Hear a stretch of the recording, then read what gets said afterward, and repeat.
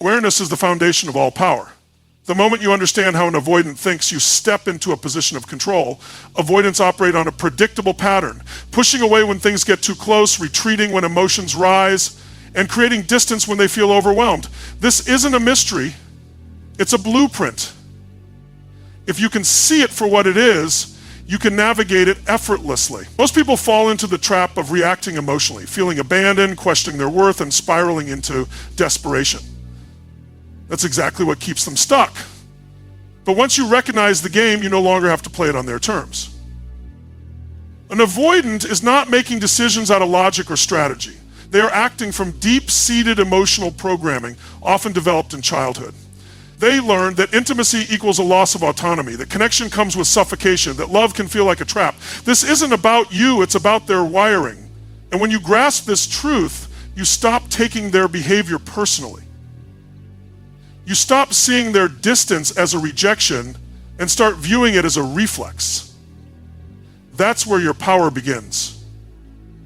Imagine watching someone flinch every time you get too close. Instead of feeling hurt, you'd recognize it as an automatic reaction, not a conscious rejection. You wouldn't chase, you wouldn't plead for closeness, you'd observe. And in that observation, you'd find control. You'd start adjusting your own energy. You'd stop over-explaining yourself. Stop trying to convince them of your worth. Stop falling into the emotional whirlpool they create. This shift alone is enough to change the dynamic. When you become aware of their patterns, you stop feeding them. What happens when you stop feeding avoidance? It has nowhere to go. The avoidant expects a chase. They expect you to lean in, to demand answers, to seek closeness. And when you don't, when you lean back instead, the entire game flips. They start feeling the space they created. They start questioning their own avoidance. They start experiencing a different kind of discomfort, the discomfort of losing control. That's why awareness is so powerful. It allows you to step out of the reactive role and become the one who dictates the flow of energy. But awareness alone is not enough. You must pair it with emotional detachment. Detaching emotionally does not mean you stop caring. It means you stop reacting. You stop allowing their inconsistency to dictate your self-worth. You stop seeking validation from someone who is conditioned to run. This is where most people struggle. They take an avoidance behavior as a measure of their own value. They think if they pull away, I must have done something wrong. If they won't commit, I must not be enough. This thinking is a trap, and it keeps you powerless. Imagine two people holding a rope in a tug of war. One is pulling for connection, the other is pulling for space. What happens the moment you let go of your end? The tension disappears. That's the secret. When you stop pulling, the avoidant loses the resistance they were pushing against. And in that moment, everything shifts. Emotional detachment is about reclaiming your power. It's about realizing that their avoidance does not define you, that their inability to connect deeply has nothing to do with your worth. When you detach, you no longer feel the impulse to chase. You no longer feel the need to decode every mixed signal. You no longer sit in endless anxiety, waiting for their next move. Instead, you step back, you focus on yourself, you elevate your energy, and something incredible happens. When you are no longer emotionally invested in their inconsistency, they feel it, and they start moving toward you. Avoidants don't fear closeness as much as they fear losing control. When you detach emotionally, you shift the control dynamic. You become the one they have to think about. You become the one they have to figure out. And then uncertainty sparks their interest. The chase begins to reverse. But the moment you lean back in too soon, the game resets. That's why true detachment isn't a tactic, it's a mindset. It's a way of being that says, I am whole with or without you. I don't need to chase you because I am enough on my own. This is not about manipulation, it's about energy. When you radiate certainty, you become magnetic. When you exude confidence, you become irresistible. The avoidant is used to people reacting to their push-pull behavior. They are used to people scrambling for their attention. When you refuse to play that role, they are forced to reevaluate. They are forced to sit with the reality that they might lose something valuable. The mistake most people make is thinking they have to convince an avoidant to stay. That's the wrong approach. The key is to show them what it feels like when you're not available. Not through threats, not through ultimatums, but through genuine detachment. You don't make a big speech about pulling away. You don't issue dramatic statements. You simply shift your energy. You stop prioritizing them. You start prioritizing yourself. You don't reach out first. You don't over-explain. You don't try to fill the space. You let them feel it. This isn't just about relationships. It's about self-mastery. It's about realizing that you hold the power, not them. It's about stepping into a mindset where your sense of worth isn't tied to someone else's ability to show up. When you embrace that fully, everything changes. Control the frame. It's one of the most powerful tools you can wield when interacting with someone who has avoidant tendencies. Frame control is the art of defining the context, setting the tone, and guiding the conversation, all without the need for force or manipulation. Avoidants, by their nature, are used to keeping things at a distance. They often let things unfold in ways that benefit their emotional detachment. What they don't realize, however, is that the moment you start setting the tone, you change the game entirely. When you control the frame, you dictate the emotional environment, and the avoidant has little choice but to react to the structure you set. Consider how many interactions with avoidants are steered by their moods or emotional fluctuations. They often set the pace without even realizing it. One moment they're distant, the next they might engage a little, only to pull back when things get too intimate. But here's the catch. When you step into the role of the frame setter, you begin to dictate those rhythms. You don't have to chase after them, trying to decode their mixed signals or scrambling to keep up with their emotional whiplash. You simply step back and allow them to respond to you rather than allowing them to control how things unfold. This starts with being clear about your own needs. When you communicate your boundaries, desires, and limits, you're already starting to create the frame. An avoidant isn't going to stick around if they sense you're going to be a pushover or if they feel they can dictate the relationship's flow. You must show them you have a life outside of their engagement. You must demonstrate that while you value them, you also have your own self-respect and purpose. This subtle but crucial move shifts the dynamic and forces the avoidant to consider their role in the equation. They now find themselves responding to your energy rather than leading the charge. You become the one who determines what's acceptable. And this new power dynamic forces them to confront the relationship differently. This doesn't mean you push them or try to force them into emotional vulnerability. Far from it.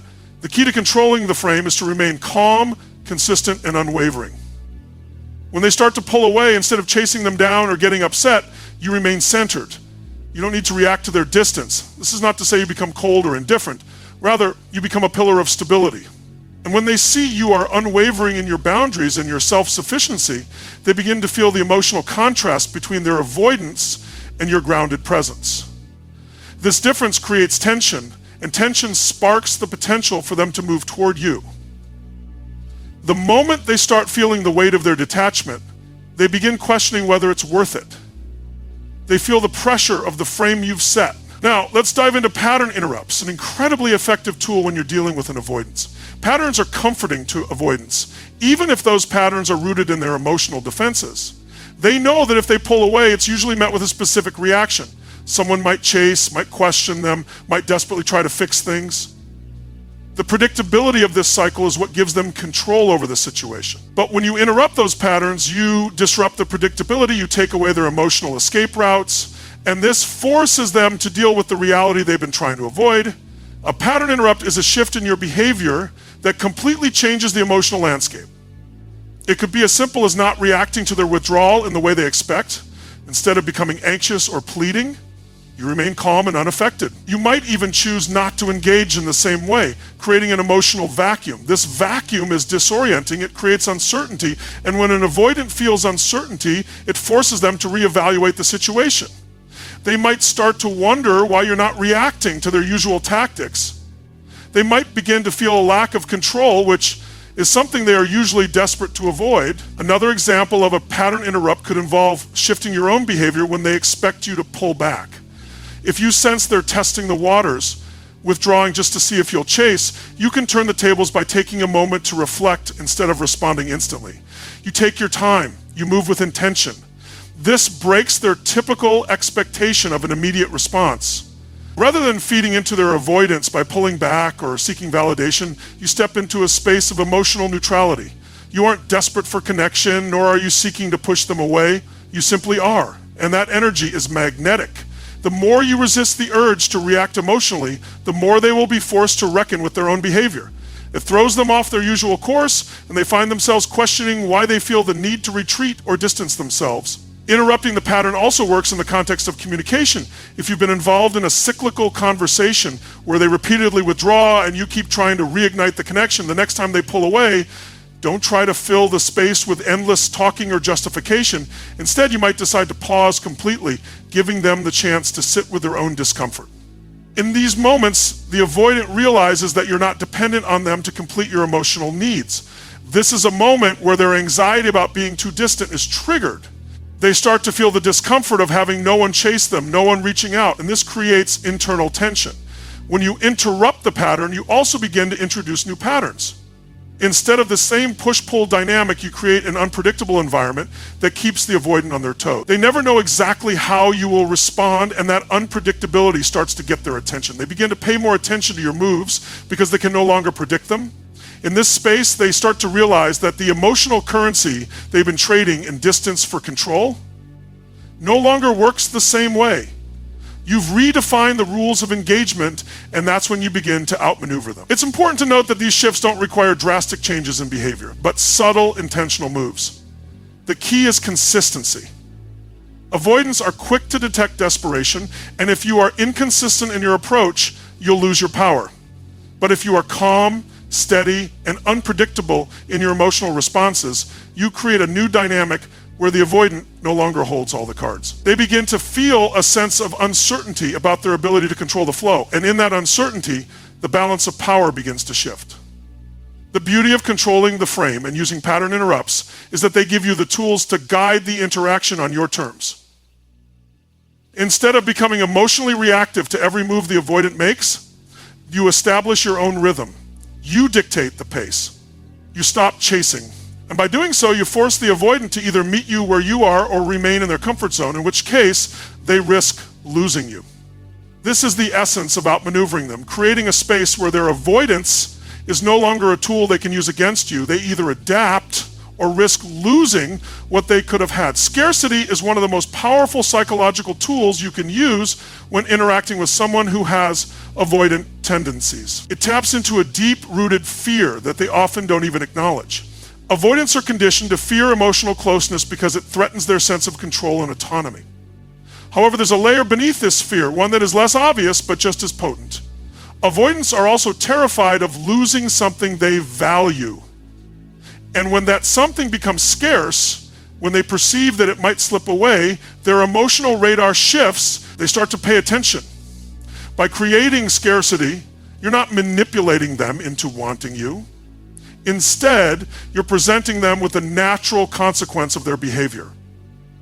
When someone is always available, when their presence is a constant, it can easily be taken for granted. But when you withhold your attention, your emotional availability, or your time, without making a big deal about it, you introduce a shift. Avoidants, who are used to setting the pace of relationships and retreating when things get too close, start to feel the pressure. The very thing they are trying to avoid, closeness, suddenly becomes something they fear losing. It's no longer a simple matter of retreating, it's a matter of evaluating whether they're willing to lose something meaningful. This is where scarcity becomes a game changer. Avoidants, like anyone else, value what they might lose. When they feel the possibility of losing access to you, they begin to reconsider their strategy. It's a natural reaction. The fear of missing out, of losing something valuable, is one of the most compelling motivators. Suddenly, they find themselves recalibrating their behavior, trying to regain the emotional ground they thought they could walk away from. This scarcity doesn't have to be dramatic. It doesn't require you to disappear entirely. It simply requires you to stop making yourself so easily available. You stop chasing. You stop initiating contact. You stop over-explaining yourself. And as you do this, you give them the space to recognize the value of your presence. This process doesn't create a power struggle. Instead, it shifts the dynamic. You stop being a constant source of emotional validation. You stop feeding their need for reassurance. This makes the emotional space between you feel more valuable, and the avoidant, who thrives on control, starts to feel the discomfort of that potential loss. They may not even consciously realize why they're drawn back to you, but the scarcity creates a psychological tug. they begin to re-engage and their previously avoidant behavior starts to soften. Confidence is one of the most magnetic qualities you can possess, especially when dealing with someone who has avoidant tendencies. When you exude self-assurance, it shifts the dynamic completely. Avoidants are naturally drawn to people who demonstrate a sense of security because it's rare. Many people chase after them, seek constant validation, or beg for attention. But a confident individual doesn't need any of that. They know their worth and they act accordingly. When you embody confidence, the avoidant doesn't have to question where they stand with you. You don't need to be needy or desperate for their affection. You present yourself as someone who is whole, independent, and complete, whether or not they're involved. This energy alone shifts the entire relationship dynamic. Avoidants are often hesitant to get close to others because they fear losing their autonomy. But when they encounter someone who doesn't need them to feel whole, their fears are temporarily disarmed. They begin to feel intrigued rather than threatened. Confidence doesn't mean arrogance. It simply means that you are comfortable in your own skin. It's the ability to be unapologetically yourself without needing the avoidant to validate your value. Confidence also makes you a safer person for the avoidant. They're used to people who are emotionally unstable, who are constantly trying to control or manipulate the relationship to get their needs met. But when they encounter someone who is self-assured, they realize they don't have to manage the relationship in the same way. They don't have to keep their distance to protect themselves. Instead, they can engage on their terms, knowing that you won't collapse or fall apart if they pull away. This security allows them to let their guard down little by little until the emotional walls they've built start to crumble. Confidence also translates into how you carry yourself in the relationship. Avoidants tend to shut down or retreat when they feel too much pressure or emotional intensity. But when you are confident in your boundaries and in the value you bring to the table, you give them the room they need to process without feeling overwhelmed. They may not show it at first, but this consistent display of self-assurance makes you a person worth paying attention to. You're no longer a person to be avoided. You're a person who presents emotional stability. And that's magnetic. Silence is often the most powerful tool you can use when dealing with an avoidant. It may sound counterintuitive at first, especially in a world where we're taught that communication is the key to solving every problem. But the reality is that avoidants, who are typically driven by a fear of intimacy and a need to protect their emotional space, often respond to silence far more effectively than they do to words. Silence isn't a weapon of avoidance. It's a space of power. It's a tool that can completely alter the dynamic without saying a single word. When you refuse to chase them, when you stop trying to fill the void with desperate attempts to connect, you immediately create a shift. The moment you pull back and stop reacting, the avoidant begins to feel the discomfort of their own behavior. They begin to feel the absence of the very thing they often try to avoid. Silence in these moments isn't just a lack of communication. It's an invitation for them to step into the emotional space they've been running from. It's a quiet message that says, I'm not desperate for your attention.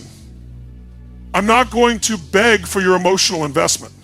And that in turn triggers a deeper internal reaction in the avoidant. When you stop filling the silence with words or emotional pleas, it forces them to confront their own feelings. They can no longer distract themselves with their typical coping mechanisms. The void they've created starts to feel unfamiliar. And for someone who has spent their life avoiding emotional closeness, that void can be an intense experience. It makes them question their own avoidance, perhaps even their relationship with you, because for once they're not being pursued, and the emotional connection doesn't feel like something they can manipulate or control. This space of silence doesn't have to be cold or punitive. It simply involves you not feeding into their desire for distance by chasing them or trying to close the gap.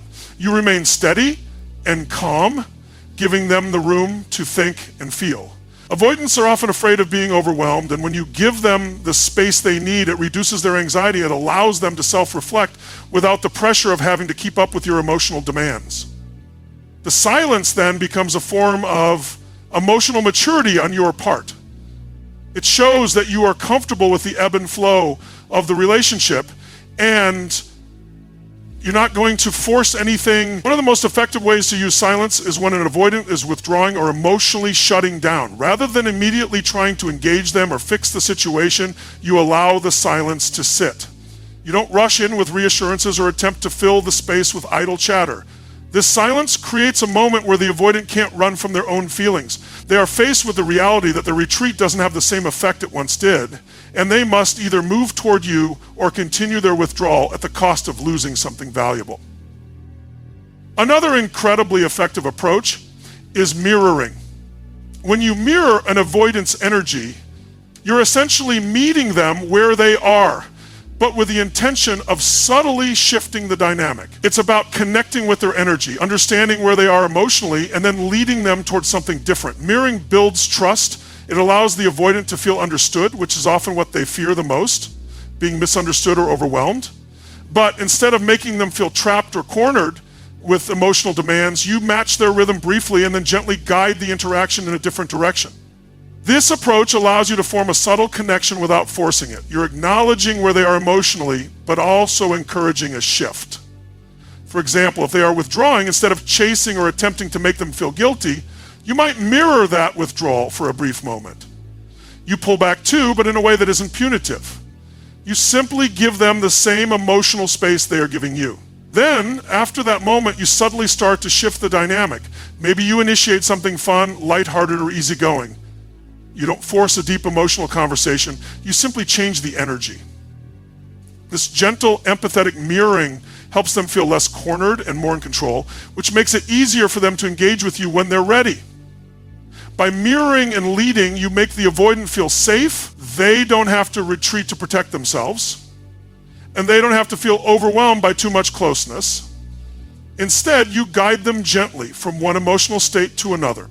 In doing so, you build trust and closeness on your terms, and that gives you control of the interaction. They may not always understand exactly what you're doing, but they will feel the subtle shift in the relationship. That subtlety over time creates a stronger, more stable connection. When you elevate your own value, you're not just improving yourself for the sake of impressing others. You're doing it because it shifts how people, especially avoidants, perceive you. One of the most compelling aspects of human nature is the tendency to value what is scarce, unique, and irreplaceable. When you elevate your value, whether it's through personal growth, emotional intelligence, or cultivating an extraordinary life, you create a force field that attracts people. The avoidant may try to keep a distance, but they can't help but recognize the energy you're putting out. They see your value, and it makes them reconsider the emotional space they've created between you. Elevating your value isn't about playing games. It's about becoming a version of yourself that no one can easily ignore. It's about building a life that's rich with purpose, passion, and self-sufficiency. The more you invest in yourself, your hobbies, your career, your passions, your emotional well-being, the more you become a person of significance, a person who is not easily replaced. The avoidant is drawn to this energy because it represents strength, autonomy, and emotional stability. They may have spent their entire life running from commitment or connection, but when they see someone who stands in their own power, it disrupts the avoidance cycle. When an avoidant encounters someone who isn't dependent on them for validation, they're forced to reconsider their approach. They realize that you're not desperate for their attention, which creates a certain level of intrigue. People who are emotionally independent and secure create a safe space for others to let down their guard. The avoidant can't use their typical emotional walls when they're faced with someone who offers no pressure, no expectations, just genuine connection. This is the magic of elevating your value. You stop needing others to validate you, which paradoxically makes you more desirable. But how do you elevate your value? It begins with setting boundaries and prioritizing your own needs. It involves knowing what you want from relationships and not settling for less. It means being self-sufficient, not relying on someone to fulfill your emotional needs, and instead creating a rich and fulfilling life that stands on its own. When you do this, the avoidant sees that you're not just another person seeking validation or emotional connection. You are someone who is whole, self-assured, and powerful, which naturally draws them in. Your value doesn't depend on their approval or their willingness to engage. You already have your own worth, and that makes you more attractive than ever. Now, let's talk about the power of giving someone a choice instead of chasing them. The avoidant craves freedom and autonomy, and when they feel cornered or pressured, their instinct is to withdraw. But when you give them a choice, you're no longer chasing them or trying to convince them to engage with you. You're providing an opportunity for them to come toward you on their own terms. This dynamic shift takes away their feeling of being trapped or manipulated. Instead, they see that they have a free will in the situation.